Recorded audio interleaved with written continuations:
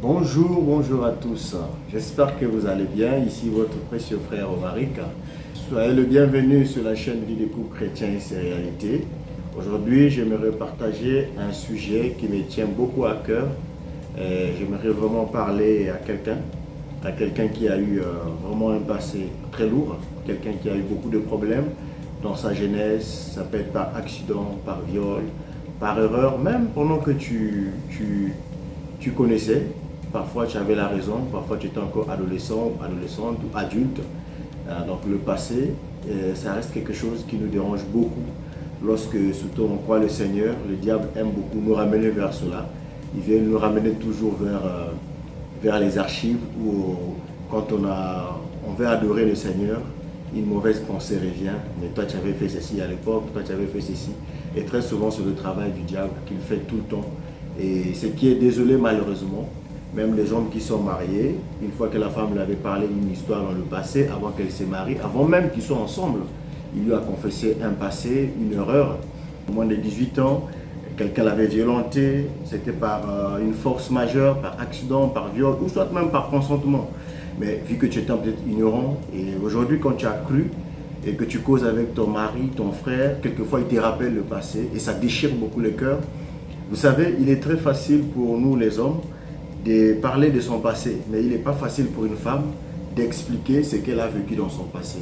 Et le passé d'une personne, c'est vraiment une bibliothèque qui le suit. Et très souvent, si tu n'es pas libéré de ce passé, ça va commencer à hanter dans le mariage. Tu vas être heureux, mais moindre dispute, dès que l'autre glisse simplement une chose que tu sais dont tu étais coupable parce qu'il y a eu une erreur de ton passé, alors que Dieu t'avait déjà pardonné, le diable va commencer à te prêcher dans la pensée, la pensée, la pensée. Et donc, c'est très important qu'on parle de ce sujet. Je m'adresse vraiment aux femmes aujourd'hui. Ça sera le thème vraiment que nous allons parler. Ça concerne les femmes. C'est vrai que les hommes peuvent aussi se retrouver puisqu'on s'adresse vraiment à tout le monde.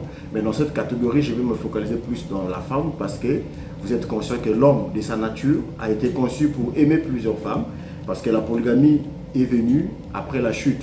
Vous voyez les animaux, la nature elle-même nous montre que les animaux sont en double, double, double. Donc il n'y a pas de mal dans l'homme de dire que j'ai eu telle copine, telle ceci dans le passé, j'ai fait ceci. Mais pour la femme, c'est une vraie honte pour elle de lister même 3 de ses ex devant son mari. C'est une blessure interne qui revient tout le temps. Si elle peut même dire que j'ai eu 2 copains, 3 copains, 4 copains, 5 copains, vous voyez, c'est sale parce que la femme, elle a été conçue pour ne pas subir la polygamie. Elle a été conçue pour ne pas vivre dans la polygamie, j'allais dire, parce que la femme ne pouvait pas avoir 2 hommes. Mais l'homme, lui, pouvait en avoir 2. C'est pourquoi vous avez Abraham qui en avait 2, c'est pourquoi vous avez David qui en avait plusieurs, Salomon qui en avait plusieurs. Donc, beaucoup de versets de la Bible, vous avez beaucoup de polygames. Jacob qui en avait beaucoup, Rachel, Léa et tous les autres. Donc, bien qu'il y avait aussi des monogames et tout le reste, mais il n'y en a pas un verset où la femme pouvait avoir 2 hommes. Pourquoi? C'est parce que Dieu l'avait constituée à être ainsi dans le foyer. Alors, maintenant, une personne pareille qui est déjà de l'entre-deux-jeux, quand vous écoutez aujourd'hui l'émancipation de la femme, l'émancipation de la femme, les femmes réclament leurs droits parce que les femmes sont comme lésées, comme piétinées, comme écrasées. Malheureusement, dans les milieux religieux, vous avez des pasteurs où les femmes confessent leur passé. Lors du baptême, le pasteur capte et utilise ces arguments-là pour décourager les frères qui veulent fréquenter une telle sœur. Tout comme encore, le pasteur peut prendre ce genre d'arguments pour essayer de salir la sœur après quand tu as un problème. S'ils ne sont plus ensemble, elle est partie de l'église par exemple, il va commencer à sortir les archives qu'il connaissait d'elle. Alors que la pauvre, elle s'était repentie, elle a demandé pardon, Dieu l'a pardonné, pour Dieu c'était terminé, mais pour le pasteur c'était pas fini. Alors donc, une femme qui rentre dans une telle situation, déjà la loi est déjà à sa défaveur, parce que ce n'est pas à son avantage déjà de l'entre-deux-jeux. Comment est-ce qu'elle doit se sentir dans le mariage? D'où je voulais parler sur un thème très important, ma soeur, mon frère, celui qui me suit, qui me regarde. Je suis votre frère Romaric, le mari de la chère Raquel Mouk, que j'appelle Kelly Mouk. Donc, ce thème est un thème qui est vraiment un fardeau, que je vais faire comme une exhortation, comme une petite prédication, mais c'est pour les couples. Donc, quand vous êtes marié, on ne rappelle plus à son passé. Même si c'était un passé très lourd, comme le passé dans Wembe, Frère Madame nous parle d'une sœur qui avait une vie de trottoir. Mais le même Frère Madame dit que cette femme pouvait faire la joie d'un prédicateur fatigué qui sort de la chair, qui est épuisé. Cela signifie que pour Dieu, elle pouvait avoir ce passé sale. Ça ne pouvait pas l'empêcher d'épouser un prédicateur qui était un homme de Dieu qui conduit une église. Pareil pour la femme que vous lisez dans la Bible, donc je vais beaucoup me focaliser dans le thème. Il s'agissait de Rahab, qui était une femme prostituée, mais dans la Bible, elle a parlé du bien d'elle. Et elle a été de beaucoup. Et je veux vous décevoir à la fin, c'est qu'elle n'a pas seulement été de beaucoup, elle était même l'ancêtre de Jésus. Donc du coup, le passé d'une personne ne dérange pas Dieu. En gros, ça dérange que les hommes, parce que c'est les hommes qui n'oublient pas. Dieu, lorsqu'il pardonne, il oublie, il passe à autre chose. Nous, les hommes, lorsque nous pardonnons, nous gardons les souvenirs de notre mémoire, parce que l'être humain, c'est un être d'abord émotif, c'est un être émotionnel, c'est un être qui pense, qui a de la mémoire. Or, Dieu, dans sa mémoire, quand il pardonne, il dit, c'est jeté à la mer de l'oubli, il n'y reviendra plus. Dieu, quand il efface, il a effacé. L'homme, quand il efface, il garde. Et quand il y a des problèmes, il le ressort. Voilà pourquoi quand vous avez des disputes à la maison, vous allez voir, même si votre femme vous avait pardonné sur une faute, il se peut que le frère était tombé, il se peut que le frère avait commis une erreur, je ne sais pas quoi. Je prends un exemple comme ça dans la foulée. Le jour où il y a une dispute, la femme va réveiller les vieilles choses passées pour vouloir dire, voilà, toi tu as toujours fait ceci, tu as toujours fait cela, tu as toujours fait ceci, tu as toujours fait cela. Il ne va pas se rendre compte qu'il avait pardonné. Or Dieu, quand il nous pardonne, il n'y reviendra plus jamais. C'est-à-dire, c'est oublié pour Dieu, comme si vous n'avez jamais péché. Et comme si ce truc-là était qu'un simple incident. Voilà. Donc, nous allons parler sur ce grand sujet qui concerne la femme, son passé, ou l'homme, son passé. Dieu ne se soucie pas de ton passé. Il n'a rien à faire avec ton passé. Il a à faire avec ce que tu es devenu aujourd'hui. C'est ça le terme. Donc, Dieu ne se soucie pas de ton passé. Alors, nous allons commencer par la Bible, puisque dans notre émission, on dit toujours que vie de couple chrétien, c'est que dit la Bible, et non pas les pensées, non pas les théories. Nous allons prendre 1 heure de voyage pour parler un peu de ce grand sujet, qui est une grande prédication, qui est un grand thème, qui va aider vraiment quelqu'un qui est peut-être découragé, qui est peut-être démotivé, qui est peut-être fatigué, qui est peut-être minimisé, qui avait peut-être une vie de trottoir, qui avait peut-être une vie de souillure, et qui s'est repenti. Malgré ça, dans sa mémoire, le diable le réveille, le rappelle souvent ça chaque fois. Voilà, donc nous allons parler de ce thème. Sur ce, nous allons prendre la Bible. Donc, nous allons lire la Bible, on va lire 2 versets, après on va développer le sujet. Donc, on va commencer par la Bible. Nous allons lire avec vous le livre de Proverbes, chapitre 16, à partir du verset 4. Il est dit ceci: l'Éternel a tout fait pour un but, même le méchant pour le jour du malheur. L'Éternel a tout fait pour un but, même le méchant pour le jour du malheur. Ce qui signifie que tout ce qui nous arrive dans la vie, ce n'est pas un accident. Que ce soit même par viol, je suis désolé, c'est un pèse, même si c'est un enfant né par viol, ce n'était pas un accident pour Dieu, c'était un canal. Vous allez voir que plus loin, on va comprendre pourquoi même un accident de naissance comme ça peut être un destin pour Dieu, peut être un plan pour Dieu, peut-être un enseignement pour Dieu. Un peu comme Dieu avait dit au prophète Osée d'aller prendre une femme prostituée pour enseigner au peuple qui s'est prostitué, voilà. Je pense que c'était un enseignement que Dieu leur donnait. Dieu demande à un prophète de le prendre pour de l'épouser. Ça devait dire quoi? Dieu demande à un prophète parce qu'il voit que le peuple s'est prostitué sur le plan naturel, en adorant sur le plan spirituel, excusez-moi, en adorant les idoles. Dieu leur prend un type de façon physique pour montrer comment un prophète qui est roi va épouser une prostituée. C'était un enseignement. Donc, même le malheur qui t'arrive, même la maladie qui t'arrive, c'est une maladie qui a un but pour manifester la puissance de Dieu. Vous allez me dire, frère Marie, comment la maladie va être le but de Dieu? Jésus l'a dit lorsque Lazare était malade. Il a dit que c'était pour la gloire de Dieu. Et vous avez vu plus loin que Jésus a fini par guérir Lazare. Parce que cette maladie devait démontrer la puissance de la résurrection que Jésus-Christ avait sur lui. Et heureusement d'ailleurs qu'il avait dit Lazare sort. Parce que s'il n'avait pas dit Lazare sort, il y aurait la résurrection de tout le monde. Mais il avait précisé. Gloire à Dieu. Donc, le verset qu'on vient de lire, de Proverbes, pour montrer le sujet, que l'Éternel a tout fait pour un but, même le méchant pour le jour du malheur. Donc, même Judas Iscariote était là pour un but. Judas n'était pas là par hasard. Donc, même Joseph, lorsqu'il est parti en Égypte, il a dit à ses frères, ce n'est pas vous qui m'avez vendu. Lorsque ses frères ont voulu se gêner quand il a dit, c'est moi Joseph. Ils ont eu peur, oh là là, il est devenu chef, mais il va nous détruire. Joseph, avec l'esprit de Christ en lui, avec l'esprit de Dieu en lui, a dit non, ce n'est pas vous. C'est Dieu qui avait voulu que je passe par là afin d'être ici pour vous accueillir au moment où vous aurez besoin. Et donc, vous voyez, il a capitalisé, il a compris que le but d'être là était pour sauver ce peuple pendant cette période difficile. Donc, c'est pareil. Dieu peut te faire passer par une preuve dans ton enfance qui était un enseignement, peut-être que tu allais te gaspiller quand tu allais croire. Il te laisse comme une marque de frustration sur ton corps, un peu comme l'apôtre Paul, avec une marque qui était sur lui. Il dit, pour ne pas que je me glorifie. Pourquoi? Peut-être que s'il avait toute la puissance, toute l'aisance, un peu comme Wembe avait toujours le mal d'estomac. Donc Dieu te garde une marque pour te laisser des signes que tu penseras, ah, moi qui étais comme ça, c'est Dieu qui m'a amené jusqu'ici. Donc, le premier verset. On va lire le deuxième verset. Il s'agit d'Ésaïe. Ésaïe chapitre 45 à partir du verset 7. On va lire le deuxième passage. Après, on se lance sur le thème. La Bible dit ceci. Ésaïe 45, verset 7. Je forme la lumière et je crée les ténèbres. Je donne la prospérité et je crée l'adversité. Ça, c'est Dieu qui parle. Je donne la prospérité et je crée l'adversité. Et vous êtes sans oublier que même le comportement de Pharaon en Égypte, lorsque le prophète Moïse était parti là-bas, la Bible dit que Dieu endurcit son cœur pour manifester sa force. Donc Dieu savait que je devais laisser cet homme être endurci pour démontrer, pour accomplir le jugement que j'avais prédit chez Abraham, que lorsque ton peuple sera là-bas, je jugerai cette nation. Donc, le durement du cœur de Pharaon était un dessein divin. Vous comprenez? Et Dieu dit que j'ai créé la lumière, j'ai créé l'adversité. Moi, l'Éternel, j'ai fait toutes ces choses. Voyez. Et vous lisez encore le livre de Amos, qui est le troisième verset pour commencer le sujet, parce que je pose que la base.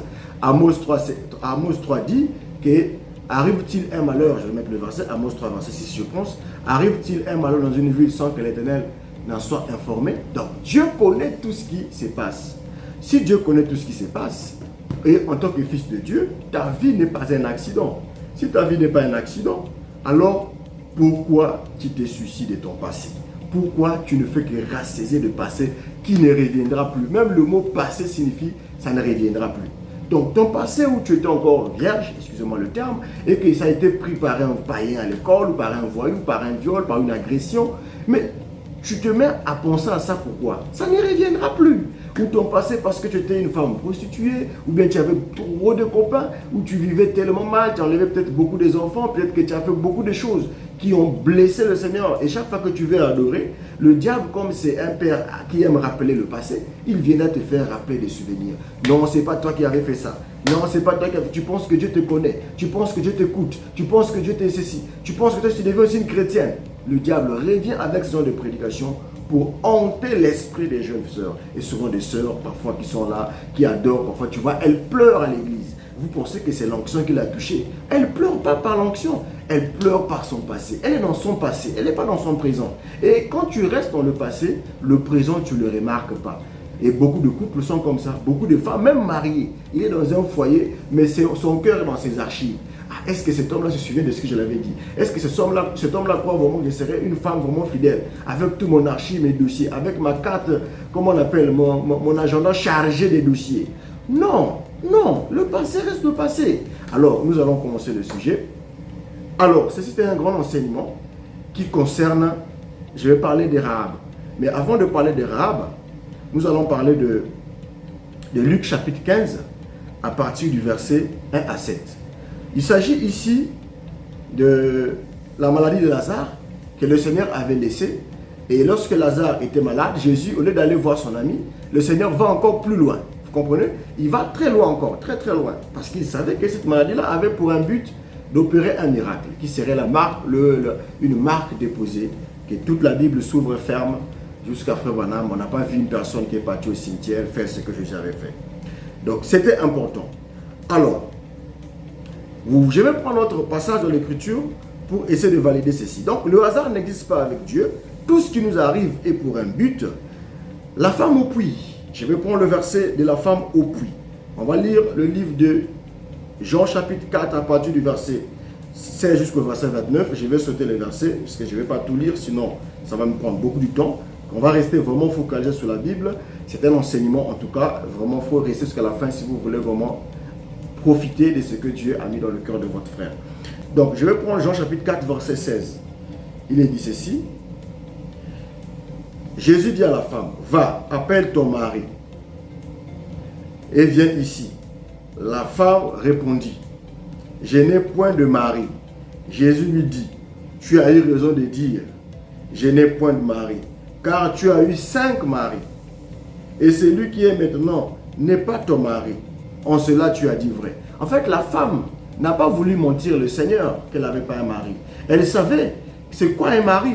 Elle connaissait la loi, elle connaissait les Écritures, bien qu'elle n'était pas juive. C'était une femme samaritaine.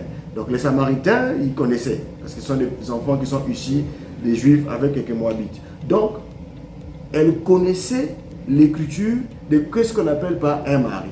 Et comme je dis au départ, que c'est plus difficile pour une femme de dire que j'ai eu 5 maris, 3 maris. En fait, la femme a du mal à expliquer son passé parce que ça lui pèse, ça lui fait, même quand elle le fait, elle pleure. Maintenant, imaginez le Seigneur lui dise appelle ton mari. Donc, elle ne pouvait pas donner sa partie cachée. C'est une honte pour elle. Maintenant, écoutez ce qu'elle va dire. Je n'ai point de mari. Le Seigneur a reconnu, oui, évidemment, c'est vrai ce que tu as dit. Même celui qui a laissé à la maison, ce n'est pas un mari, mais c'est un copain. Alors, je vais prendre le verset 25, il est dit ceci. La femme lui dit, je sais que le Messie doit venir. Entre parenthèses, c'est lui qu'on appelle Christ. Donc, vous connaissez l'histoire. J'ai sauté tous les versets pour rester ici. Alors, le Seigneur va dire, on va continuer au verset 18. Tu as eu 5 maris. Et la femme dit, Seigneur, lui dit la femme, je vois que tu es prophète. Ça, c'est le verset 19. Si la femme dit, Seigneur, je vois que tu es prophète, c'est parce que la femme, bien que dans cette vie-là, de sûr, elle savait c'est quoi un prophète. Elle n'était pas les femmes comme tout autre. Elle avait la sémence de Dieu en elle. Mais regardez sa vie. Elle en avait eu 5. Elle avait même un autre à la maison qui était un copain, qui était un péché. Mais elle connaissait le discernement d'un prophète. Verset 20. Nos pères ont adoré sur cette montagne. Et vous dites que le lieu où il faut adorer est à Jérusalem. Femme, dit Jésus, quoi, l'heure vient. Et ça sera ni à Jérusalem. Je vais sauter. Je viens au verset 25, là où vous allez voir que cette femme, ayant cette vie de souillure, cette vie mal, puisqu'elle est venue puiser l'eau en retard parce qu'elle avait honte. Il s'est fait que dans le quartier, les archivistes connaissaient ses 5 ex-maris, avec qu'elle n'avait pas un bon témoignage. Alors, la voyant maintenant puiser l'eau dans le milieu comme ça avec un copain à la maison, il s'est fait qu'elle avait honte quand on se moque d'elle. Du coup, elle est partie à l'heure où elle était seule. Donc, entre 11h, dit Frère Branham, entre 11h par là. Donc, du coup, si elle est partie puiser tard l'eau, puisqu'elle n'avait pas une bonne réputation, mais malgré sa réputation, malgré sa vie de pécheresse, regardez ce qu'elle va dire au verset 25. La femme lui dit, je sais que le Messie doit venir. Je sais que le Messie doit venir. Donc, elle connaissait les Écritures. Je sais que le Messie doit venir, celui qu'on appelle Christ. Quand il sera venu, il nous annoncera toutes ces choses. Au verset 26, Jésus lui dit, je le suis moi qui te parle. D'ailleurs, c'est la seule fois où Jésus a dit, je le suis moi qui te parle dans toute la Bible. Il n'a pas dit devant un pasteur, devant Pilate lui a demandé, qui es-tu? Es-tu le roi des Juifs? Il n'a jamais ouvert la bouche. Devant les sacrificateurs, il n'a jamais parlé. Mais devant la femme qui avait une vie sale, une vie de prostitution, une vie souillée, une vie d'adultère, une vie de débauche, Jésus s'est révélé. Elle a dit, je le suis, moi qui te parle. Vous comprenez? Ça montre que la sémence de Dieu pouvait être là, malgré elle est dans sa vie quotidienne, où elle était dans son passé, qui va devenir son passé bientôt, puisque c'était le temps présent, avec Jésus c'était le temps présent, mais ça sera son passé. Mais Dieu, à l'instant où il a rencontré la parole, il a rencontré le Seigneur, l'instant T devenait un passé pour elle. Ça ne comptait plus pour Dieu. Je vais filer vite du verset 25 au verset 29. Là au-dessus, les disciples sont arrivés, verset 27. Verset 28. Alors la femme, ayant laissé sa cruche, s'en alla dans la ville et dit aux gens, venez voir un homme qui m'a tout dit, ce que j'ai fait. Ce qu'elle a fait quoi? Ce qu'elle a fait. Ce que j'ai fait. Donc il lui a rappelé sa vie. Il lui a dévoilé sa vie passée ou sa vie présente, puisqu'il y avait encore l'homme à la maison. Et il dit, ne serait-ce pas le Christ? Elle croyait les Écritures dans son passé sale. Donc, Dieu ne considérait plus, dès le moment où elle a été pardonnée, elle était repentie, elle est partie témoigner. Cette femme-là a changé. Sa vie a été renouvelée. L'homme qui pouvait l'épouser là avait trouvé une femme remplie de pardon, remplie d'une nouveauté de vie. Son passé pour Dieu était terminé. Alors, on va continuer.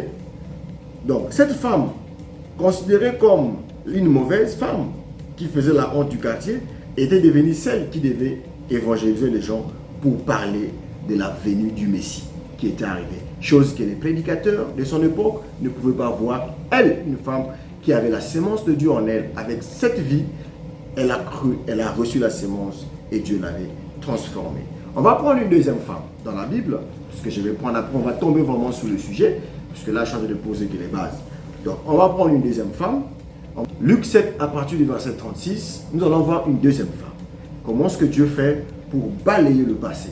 Luc 7, 36, il dit ceci. Un pharisien pria Jésus de manger avec lui. Jésus entra dans la maison du pharisien et s'est mis à table. Vous voyez, quand on invite Jésus, il vient toujours. Même un païen, même un hypocrite, même une personne qui voulait le ridiculiser, Jésus a accepté l'invitation. Mais attention, pour vous signaler déjà, comme vous connaissez l'histoire, cette invitation était pour sauver cette âme qui avait une mauvaise vie. Mais cette âme qui avait une mauvaise vie, elle avait la sémence pure de Dieu. Ça veut dire que son passé, pour Dieu, ça ne servait à rien. Le passé là était important pour démontrer la capacité ou le pouvoir de Dieu de changer une personne. Comme dit la Bible, il y a plus de joie quand un pécheur se répand au ciel qu'un juste qui n'a jamais péché. C'est comme le type de l'enfant prodige. Cet enfant prodige qui a pris tous les biens de son père.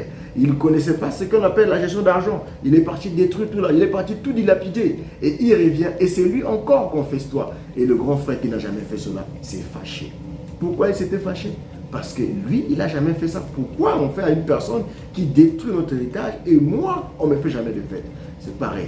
Elle avait le passé, mais Dieu tire plus de gloire en ramenant une personne pécheresse à la repentance, en la transformant. Voilà pourquoi Wembe avait dit, tu ferais la gloire d'un prédicateur fatigué. Parce que Dieu sait. Dieu sait. Alors, on va lire Luc chapitre 7 à partir du verset 36. Il est dit ceci. Un pharisien pria Jésus de manger avec lui et Jésus entra dans la maison du pharisien et s'est mis à table. Et voici une femme pécheresse, une femme qui, pécheresse, qui se trouvait dans la ville, ayant su qu'il était à table dans la maison du pharisien, apporta un vase d'albâtre plein de parfums. Donc cette femme a appris que Jésus est là. Je continue à lire. Et c'était derrière au pied de Jésus. Donc Jésus était même classé derrière.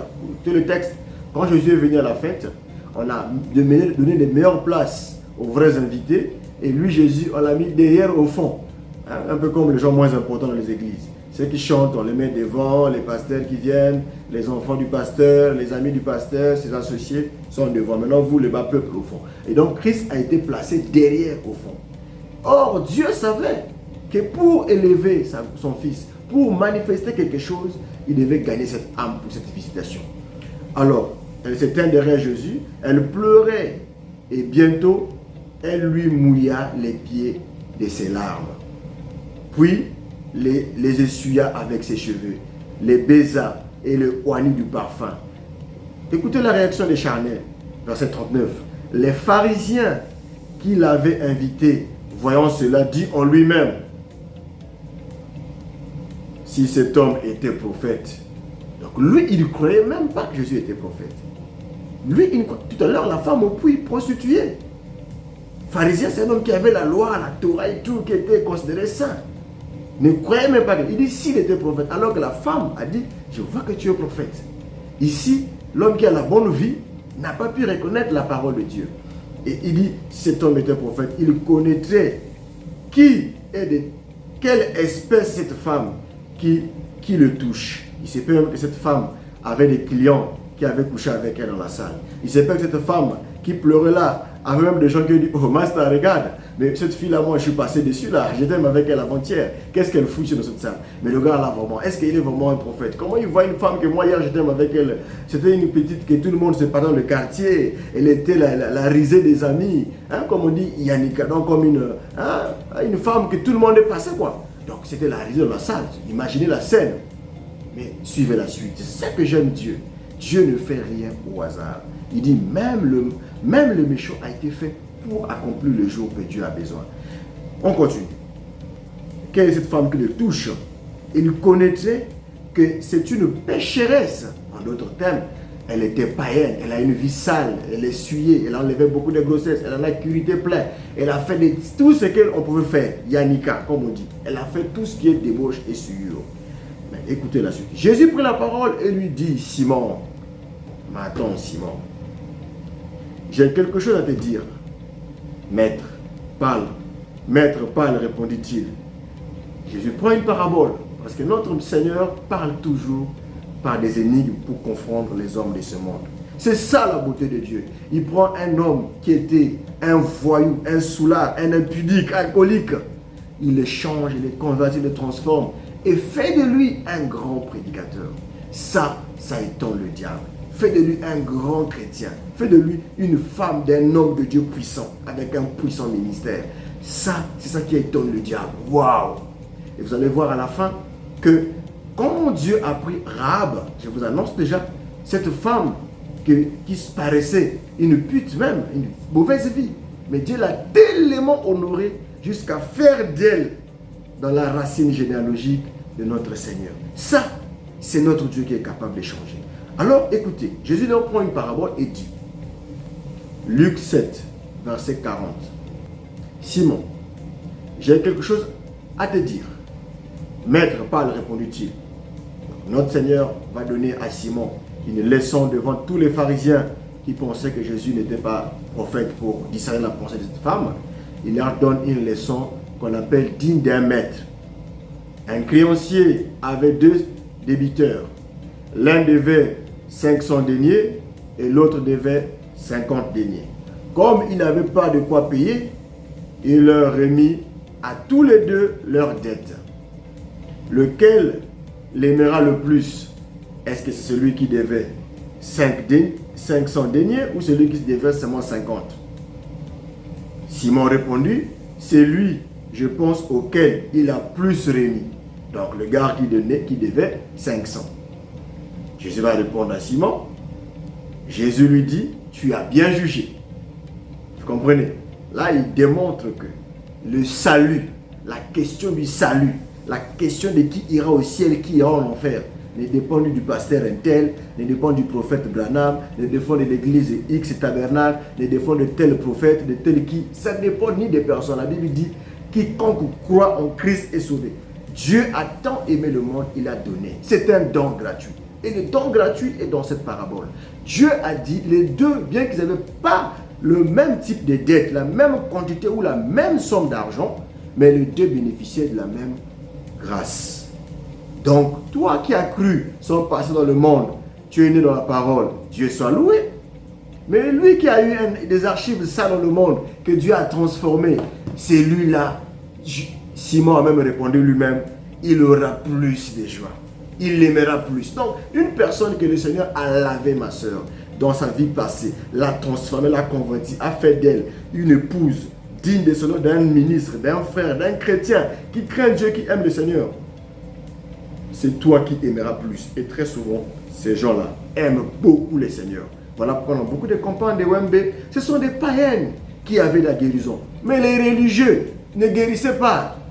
Mais les gens de mauvaise vue là, étaient toujours, ils avaient la guérison. Nous allons continuer le verset. Verset 44, le Seigneur dit, puis se retournant vers la femme, il dit à Simon, vois-tu cette femme? Je suis entré dans ta maison, tu ne m'as point donné de l'eau pour laver les pieds. C'est-à-dire, quand on arrivait en Israël, il y avait de l'eau parce qu'on marchait loin, il y avait des serviteurs qui lavaient les pieds. Mais Jésus, comme on l'avait déjà mis derrière, il fallait le ridiculiser, personne n'avait lavé ses pieds avec des poussières. Donc il dit, tu ne m'as point donné de l'eau pour laver mes pieds. Mais elle les a essuyés de ses larmes. Ça veut dire sa repentance. Elle s'est repentie. Pourquoi veux-tu condamner une personne qui s'est repentie? Elle a même pleuré son passé. Dieu a dit validé. Tu es pardonné. Toi, tu reviens encore sur les archives. Bizarrement même des prédicateurs, bizarrement même des frères, même des hommes mariés, toujours dans les archives passées. Mais elle t'avait confessé ça. Si tu pensais que tu n'étais pas prêt, par exemple, pour la prendre ou pour avancer avec elle, tu aurais dit, je ne veux pas. Mais qui t'avait forcé d'avancer avec elle dans cette condition? En ce moment-là, tu pêches en faisant cela. Donc, en ce moment-là, tu pêches en faisant comme ça. Parce que tu l'avais choisi, elle ne t'avait pas forcé, elle t'a dit son passé. Moi, je me masturbais beaucoup, par exemple. Il t'a dit, mon chéri, je me masturbais. Mon chéri, je voyais des films X. Mon chéri, j'avais enlevé une grossesse. Mon chéri, j'avais 2 copains, 3 copains. Il a arrangé son passé. Toi, tu as accepté malgré ça de l'épouser et tu commences encore à la rappeler sans le pas. Ça veut dire que tu ne l'avais pas pardonné. Tu n'étais pas sérieux. Elle t'a confessé son passé qui est une chose sale. Elle a peut-être versé les larmes pendant qu'elle le disait, comme l'a fait cette femme. De ses larmes, elle a essuyé les pieds de Jésus-Christ, qui était un signe de repentance, du regret. Elle a regretté sa vie passée. Pour regretter sa vie passée, elle a vu que ce qu'elle faisait n'était pas bien. Le Seigneur continue. Elle a essuyé avec ses larmes. Elle les a essuyées avec ses cheveux. Verset 45.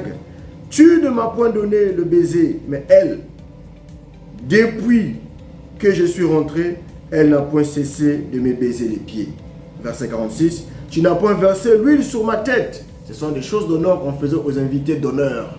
Mais lui, il n'a pas fait ça à Jésus. Mais Dieu avait disposé une femme prostituée pour enseigner aux hommes pieux. Comme dit Jésus, si votre justice ne dépasse pas celle des pharisiens, vous n'irez pas dans le royaume de Dieu. Ils avaient une justice pieux comme des hypocrites, toujours pieux, des gens qui craignaient Dieu, avec des grosses Bibles, avec tout ce que vous connaissez là. Ça, c'était des pharisiens. Et là, vous étiez en face d'un pharisien que Dieu va donner une leçon par une femme d'une vie pécheresse. Dieu vient corriger une erreur. Dieu vient corriger les hypocrites par une pécheresse. C'est ça la beauté de Dieu. Dieu vient corriger ton passé. Dieu vient honorer son fils par une personne qui est représentée comme une personne essuyée. Mais or, derrière cette personne essuyée, Dieu devait tirer la gloire. Amen. J'ai dit Amen. Dieu devait tirer la gloire. Parfois, ton passé était utile pour que Dieu tire une gloire dessus. Parfois, ton passé était important pour que tu puisses cacher les espions lorsque nous allons arriver sur l'histoire de l'autre. C'est important. Dieu prévoit tout ça. Ce n'est pas un accident. Dieu permet parfois toutes ces étapes pour que tu sois prête jusqu'à ce que tu vas arriver à un moment donné de ta vie. Tu comprendras que ces étapes-là te préparaient. Peut-être que si tu n'avais pas ça, tu devais peut-être voyager à l'étranger, aller devenir autre chose. Mais Dieu parfois a permis ça pour que tu croies la parole, tu te convertis, tu restes dans le Seigneur, tu crains. Et chaque fois que tu veux pécher, tu penses à là où Dieu t'a gracié. Donc Dieu préparait quelque chose pour honorer son fils derrière ton passé. Et donc, ne considère pas ton passé comme étant une erreur, comme étant un dégât, comme étant une déchirure. Non, non, non, non. Dieu savait ce qui arrivait parce qu'il devait tirer la gloire dessus. Nous allons continuer le verset pour avancer.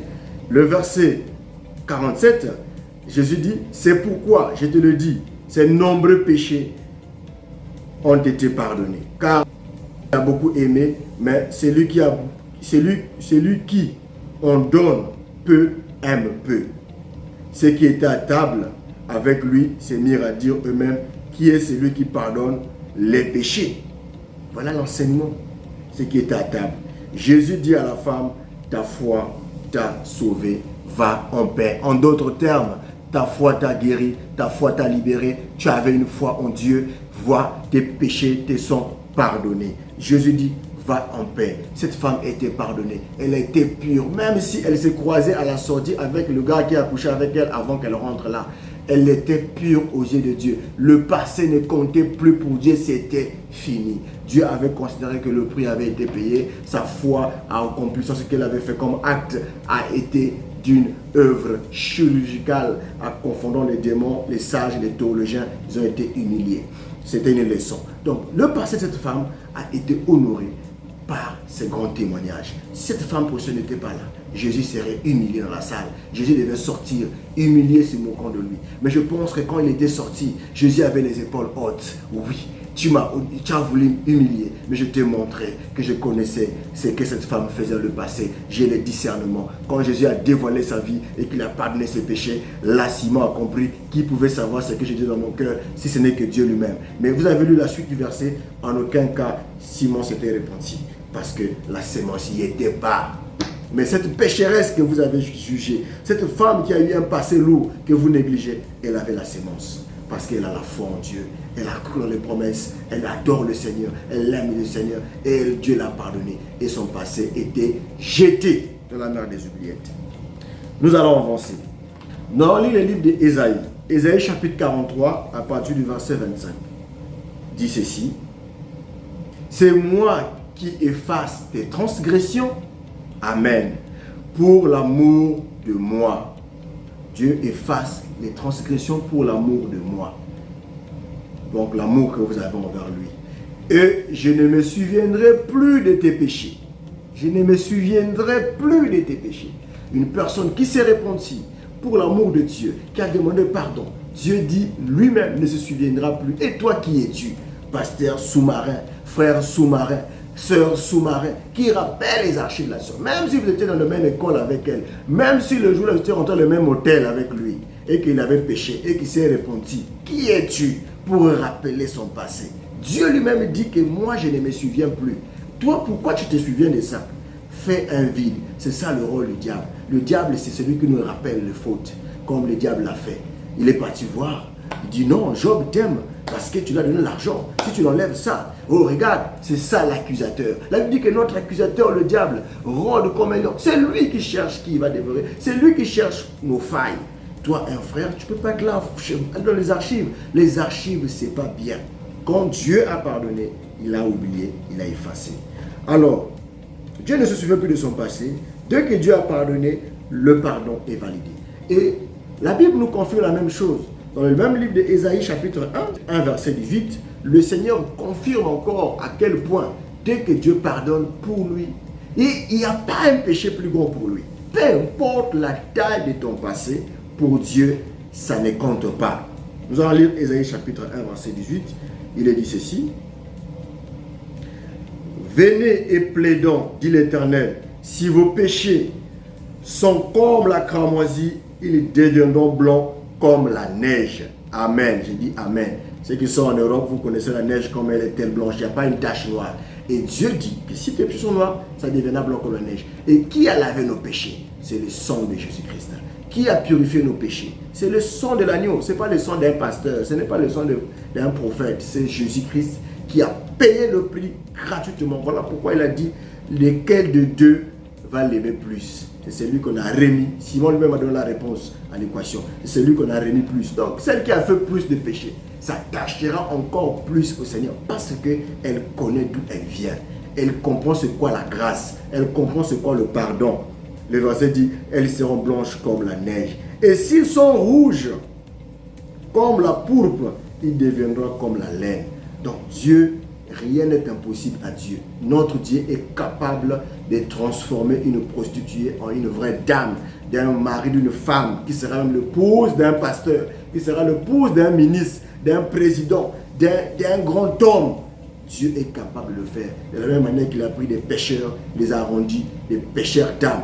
Comme Dieu a pris Pierre, qui était un pécheur qui ne connaissait rien. Si vous lisez Luc chapitre 5, quand il était parti faire la pêche, il dit, Seigneur, va pour toi, je suis un pécheur, parce que ce que je viens de voir là, je ne peux pas marcher avec toi. Oui, évidemment, mais Dieu a pris un pécheur illettré, a fait de lui l'homme qui devait parler à la Pentecôte, devant des multitudes de gens. C'est ça le Dieu du ciel, il est capable de le faire. Donc, notre Dieu n'est pas limité. Il n'y a aucun péché qui peut le freiner. Il n'y a aucune situation qui lui est impossible. Tout est sous son contrôle.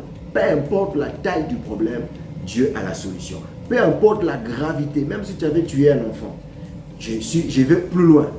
Dieu ne voit pas ça. Est-ce que vous savez pourquoi j'ai pris l'exemple? Parce que beaucoup de gens pensent parce qu'ils avaient tué dans le passé, donc le péché. Le plus grand péché, c'est l'incrédulité à la parole.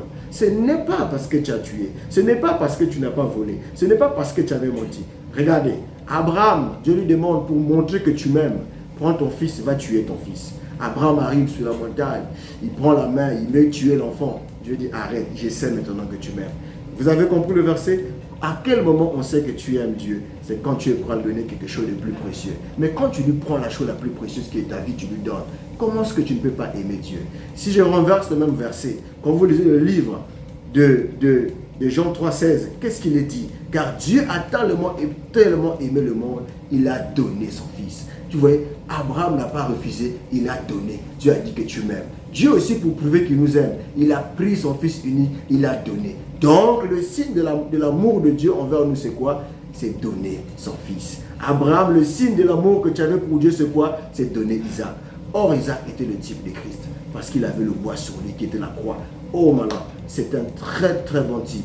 Et aujourd'hui, l'amour de Dieu, le salut de Dieu, ça ne consiste qu'en croyant en Jésus-Christ et on devient fils de Dieu dans la foi en lui. Et le pardon de nos péchés, Christ a été tué sur nous pour que, comme dit Paul, personne ne se glorifie que c'est par ses œuvres qu'il arrive à mener une bonne vie. Jamais, même la vie que nous menons, qui peut être justifié par ses œuvres? Qui ici peut lever le doigt? Que moi je peux être justifié par les œuvres? Même Abraham n'a pas pu.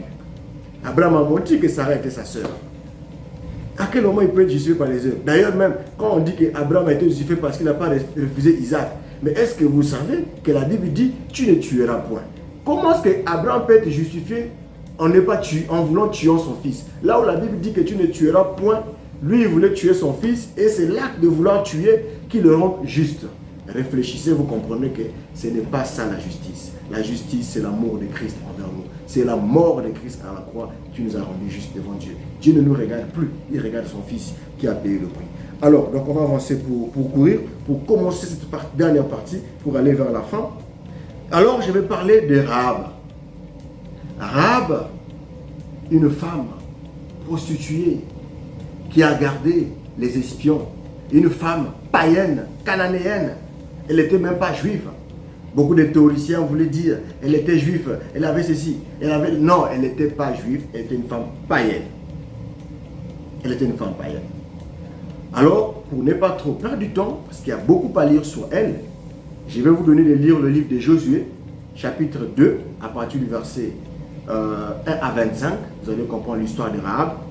Vous pouvez lire aussi Josué chapitre 6, ça c'est quand elle avait caché les espions. Josué 2, 1 à 25, c'est quand elle a caché les espions.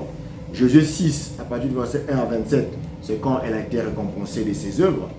Alors moi, pourquoi je prends Rahab comme le sommet d'une vie sale que Dieu a rendue pure? Parce qu'elle était une femme réputée vendeuse de sexe. C'est-à-dire que quand les espions sont venus la voir, ils sont partis chez elle. Dieu a permis qu'il ait cette prostituée pour qu'il passe par chez elle. Elle a cru dans le message que les espions ont donné. En croyant à leur message, les gens ont su que les espions sont venus chez elle parce qu'elle était commerçante de sexe, peut-être. Et en venant vers une commerçante de sexe pour voir si les clients étaient là, il a menti que ils sont déjà servis, peut-être qu'ils sont partis. J'ai déjà servi, ils sont partis, ils sont libres. Allez les suivre, ils sont partis là-bas, j'avais déjà fini avec eux. Et donc, elle s'est comportée comme une cliente qui avait vendu son corps. Mais heureusement que les espions n'ont pas fait ça. Les espions n'ont pas couché avec elle. Mais, et quand ils sont venus le chercher, parce qu'ils savent qu'elle, là-bas, c'était une maison de sexe. En gros, elle a joué son rôle par son métier, par son identité. Elle a pu gagner et garder les espions en vie. Et elle a fait une promesse. Quand vous revenez, ne m'oubliez pas. Et on lui a donné un signe. Le fil cramoisi, d'ailleurs, que le signe du sang, qui est le signe du pardon, qui est le signe du rachat. Ça veut dire de la souillure, de la saleté. Il a fallu du sang pour être purifié. Et quand Christ purifie une âme, personne d'autre sur terre ne peut dire que tu es condamné. Personne d'autre sur terre ne peut te condamner parce qu'il n'y a rien qui est plus fort que le sang de Christ. Je vous ai dit Ésaïe. Alors, pour prendre Rahab, on va lire quelques points. Je vais lire quand même quelques points sur elle. Josué chapitre 2, verset 6. Je lisais de 1 jusqu'au verset 25 pour comprendre. Ça, c'est quand les espions sont partis. Josué, fils de Nun, fit partir secrètement de Sittim 2 espions. 2 espions en leur disant, allez examiner le pays, en particulier Jéricho. Ils partirent et ils arrivèrent dans la maison d'une prostituée. Écoutez bien, ils arrivèrent dans la maison d'une prostituée, pas d'une ex-prostituée. Elle était prostituée et par son identité de prostituée, Dieu avait planifié qu'il y ait une prostituée là-bas pour accueillir ses serviteurs. C'est pourquoi j'ai dit, il se peut que le rôle que tu as joué dans le passé était pour la gloire de Dieu. Et c'est peut que ta vie était un enseignement, était un témoignage pour quelqu'un. J'ai toujours pris mon exemple de la façon que j'ai été abandonné de la famille, j'étais dehors. Dieu me prend de cette souffrance, où j'ai dormi même dans les maisons, où je ne mangeais presque pas, parce que j'ai cru la parole. Et Dieu honore une telle personne, me donne quand même un peu à manger aujourd'hui. Comment une telle personne ne se souviendra pas de Dieu? J'aurai beaucoup de respect pour ce Dieu-là. C'est pourquoi je suis très jaloux de mon âme quand j'écoute les gens faire des bêtises sur la parole. Parce que ça me dérange. Je connais comment ce Dieu m'a pris. Abandonné à moi-même. J'étais au collège à peine, au lycée, je crois. Oui, on au lycée. Dieu me laisse traverser ces moments pour me former. Je pouvais pleurer tout le temps, dire, Dieu, pourquoi tu m'as abandonné? Le ciel est tombé sous ma tête. Je viens à peine de croire des batailles dans la famille et tout. Dieu savait qu'il me préparait. C'est comme ça. Et cette femme, étant prostituée, je suis désolé, elle n'était pas ex, elle était prostituée. Grâce à sa fonction de prostituée, elle a pu héberger les gens chez elle. Et ces gens-là ont joué leur mission. Ensuite, grâce encore à sa fonction de prostituée, elle a su embrouiller ceux qui sont venus. Mais évidemment, c'était des clients qui sont venus se servir, ils sont partis. Donc, on continue. Ils arrivèrent à la maison d'une prostituée qui se nommait Rahab. Ils s'y couchèrent. Donc, ils dormaient là-bas. On n'a pas dit qu'ils couchaient avec elle.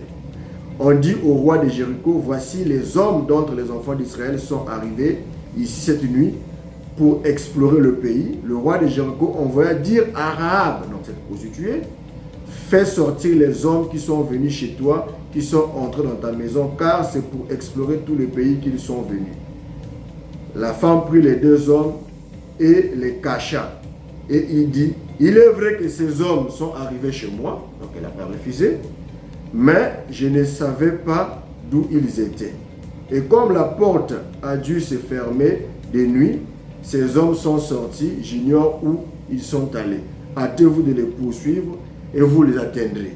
Il les a embrayés, il a menti.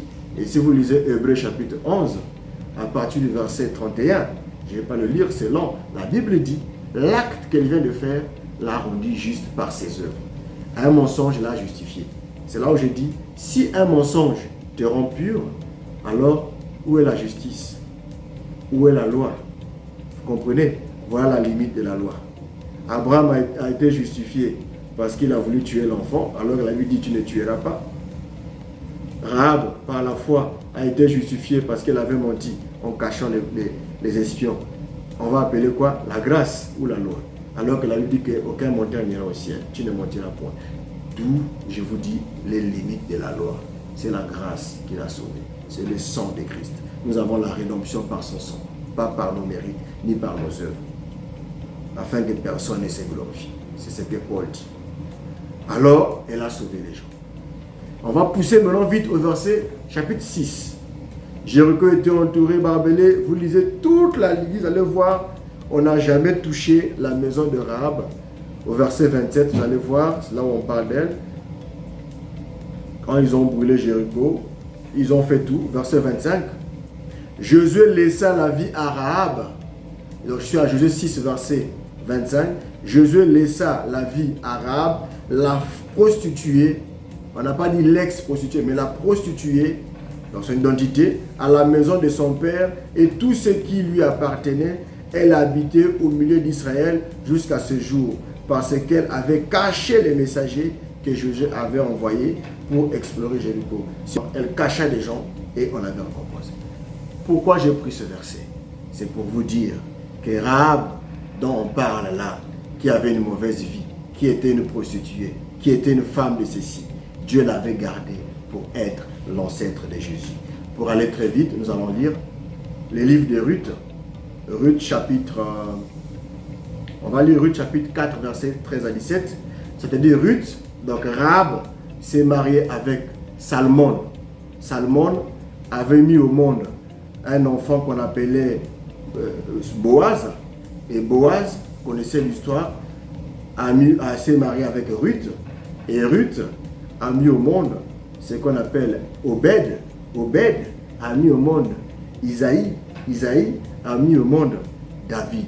David, on arrive au Seigneur Jésus-Christ. En gros, une femme païenne de son titre, prostituée, a été l'ancêtre de notre Seigneur Jésus-Christ. Waouh! On va lire juste Ruth, après je vais lire Matthieu. Ruth chapitre 4 à partir du verset 17.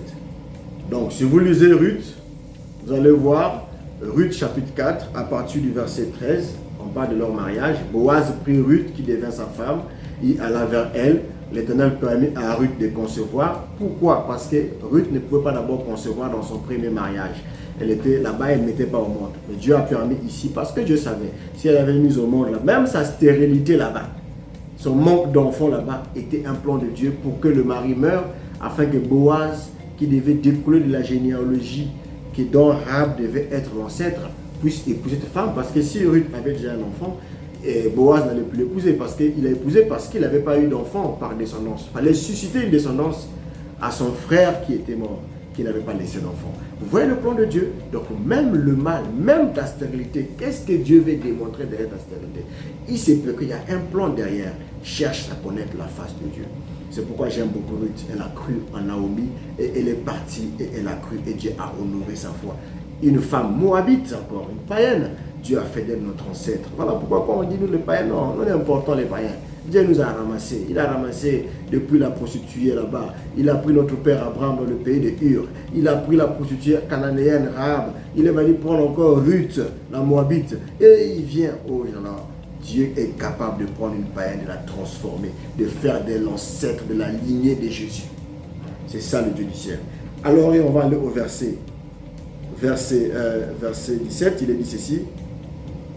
La voisine lui donnèrent le nom, disant, un fils aîné de Naomi, et elle l'appelèrent Obed.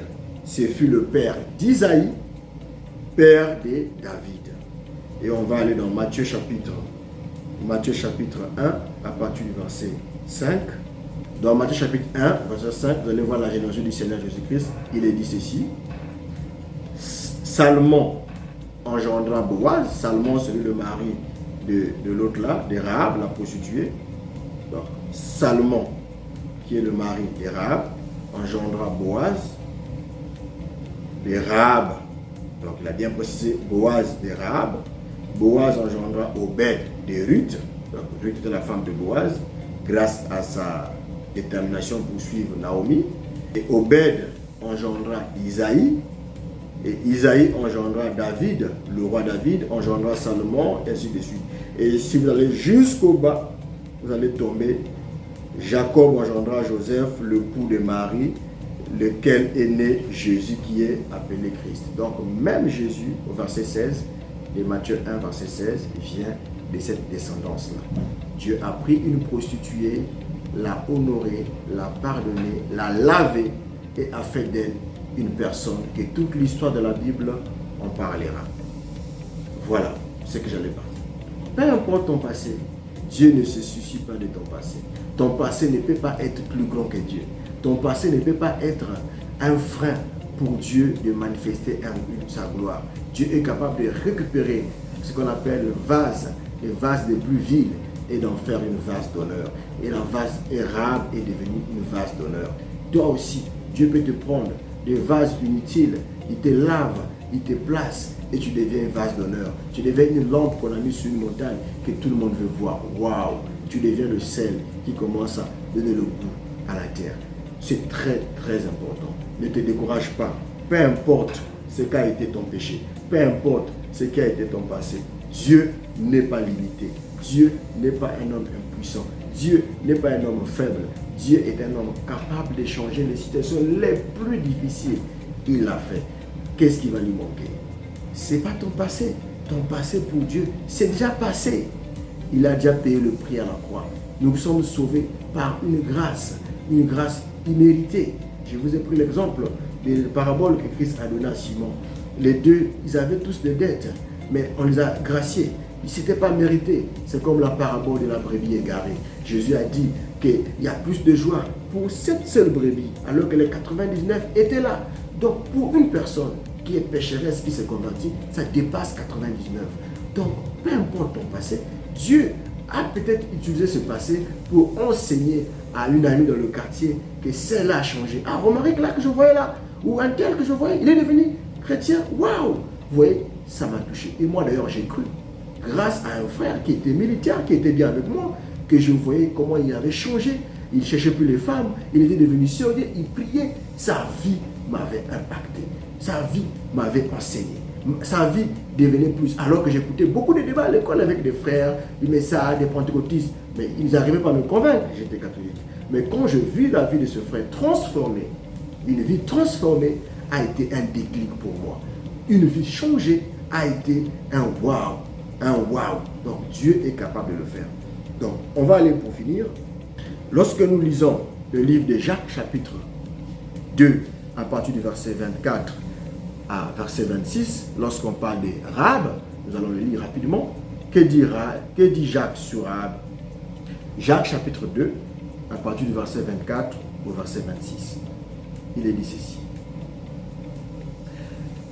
Vous voyez que l'homme est justifié par les œuvres et non par la foi seulement. Rahab, la prostituée, ne fut-elle pas également justifiée par les œuvres lorsqu'elle reçut le messager et qu'elle les fit partir par un autre chemin?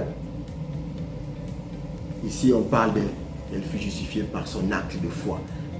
L'acte de foi. Et l'apôtre Paul parle d'elle aussi, comme j'avais donné le verset, dans le livre de Hébreux 11, verset 31, on parle d'elle. L'apôtre Paul parle de la foi. Alors, donc, pour finir, c'est Dieu qui change le pécheur.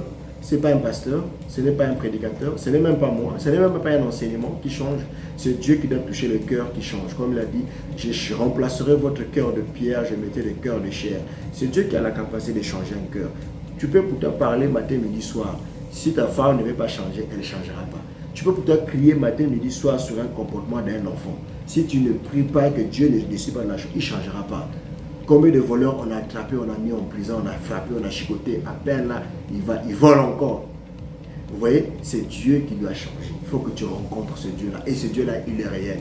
Et son nom est le Seigneur Jésus-Christ. Jésus a pris des prostituées, les a convertis à de vraies dames qui sont devenues de vraies épouses. Jésus a pris des pêcheurs de poissons, il a transformé en des pêcheurs d'hommes, des grands prédicateurs. Jésus a pris des escrocs, des collecteurs d'impôts, et les a convertis en fait de véritables économes, des véritables hommes sérieux. Comme Jésus a visité Zachée dans sa maison, il a été changé. Quand Jésus te rencontre, tu ne peux plus avoir le goût de répartir, faire le mal. Là, il faut préciser bien. Dieu t'a rencontré dans ta vie, il t'a touché. Tu continues encore à faire la prostitution, tu continues encore à voler, tu continues encore à mentir. Tu n'as pas encore goûté. Zachée, quand Dieu est rentré chez lui, il a remis tout ce qu'il avait volé. La femme au puits, lorsqu'il a rencontré Christ, il a jeté, il n'a plus fait. La femme qu'on condamnait, qu'on a menée de Jésus, Jésus lui a dit, va, moi non plus je te parle, je ne te condamne pas, mais ne pêche plus. Comment est-ce que Dieu t'a pardonné? Comment est-ce que Dieu t'a goûté la grâce de Dieu? Tu as goûté le don de Dieu. Tu es encore dans la saleté, dans le mensonge, dans la fraude, dans la tricherie, dans l'adultère, dans la fornication, dans les curitages, dans la saleté, dans les masturbations, dans les choses sales, dans le suyer, dans toutes ces choses, les films, les femmes nues. Toutes ces choses-là qui suivent ton esprit pour rien. Tu devais être là en train de contempler la grandeur de ce Dieu, la beauté de ce Dieu, la grâce que ce Dieu t'a fait. Tu devais, comme Paul dit, si vous voulez, soyez entretenez-vous par des psaumes, par des cantiques, par des hymnes. Tu devais passer ton temps dans des choses comme ça. Bien que le ressource c'est bien, pour un thème comme celui que je partage, c'est un thème gratuit, mais qui est important. Tu pouvais être là écouter des bonnes choses, mais tu es là pour suivre des futilités, des bêtises, la distraction, alors que le diable est en train de se moquer. De te moquer de ta vie. Même quand tu pries, tu es conscient dans ton cœur, le diable te condamne, mais parce que tu ne veux pas changer. Mais ici, on a parlé que Dieu s'en fout de ton passé.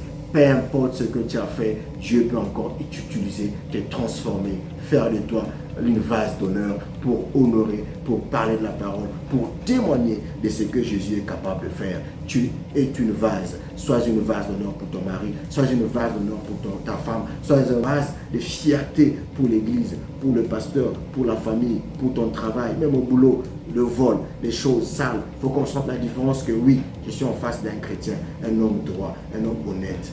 Vous voyez, Dieu est capable de faire cela. Nous allons lire Psaume pour finir. Psaume 103, verset 12. Il est dit ceci. Autant l'Orient est éloigné de l'Occident, autant il éloigne de nous nos transgressions. Autant l'Orient est éloigné de l'Occident, autant il éloigne de nous nos transgressions. Comme un père a compassion de ses enfants, l'Éternel a compassion de ceux qui le craignent. Craigne Dieu, il a compassion de toi. Il a pardonné nos transgressions, mais ne répare pas sur des choses. Il a dit à la femme, femme, où sont ceux qui te condamnaient? Ils ne sont plus là. Va, moi si je ne te condamne plus, mais va, ne pêche plus. Frère, quand Dieu t'a pardonné, quand tu as goûté Dieu, le pardon, tu t'es repenti, tu as demandé pardon, fais des efforts. Comme dit Paul, Pierre, faites tous vos efforts. Il y a aussi des efforts à faire.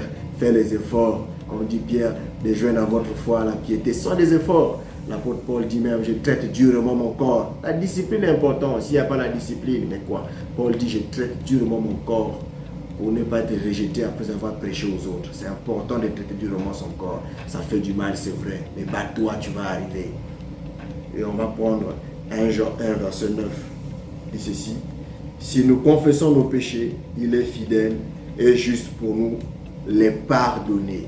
Si nous confessons nos péchés, il est juste et fidèle pour nous les pardonner et pour nous purifier de toute iniquité. Comprenez? Et plus bas, il dit, si quelqu'un dit qu'il n'a pas de péché, il a menti. Même si toi tu considères que le péché de l'autre est plus grand que le tien, pour Dieu, il n'y a pas un plus grand péché. Une seule loi de la parole bafouée annule toute l'autre loi. Parce que pour Dieu, toutes les lois s'évalaient. Il ne pouvait pas y avoir une loi qui était moins importante que l'autre loi. Sur ce, que l'Éternel vous bénisse, que le Dieu d'Abraham vous bénisse, que le Dieu d'Isaac vous bénisse, que le Dieu de la Bible vous bénisse, que le Dieu de Wembe vous bénisse, que Dieu qui nous a appelés à aimer sa parole, à être des chrétiens vous bénisse. C'était un grand plaisir de vous partager ces petits sujets que Dieu s'en fout complètement des temps passés. Dieu n'est pas impuissant pour te changer. Dieu a fait des preuves. Il a changé des mamans. Il a transformé des gens qui étaient moins importants en faisant d'eux des gens très importants.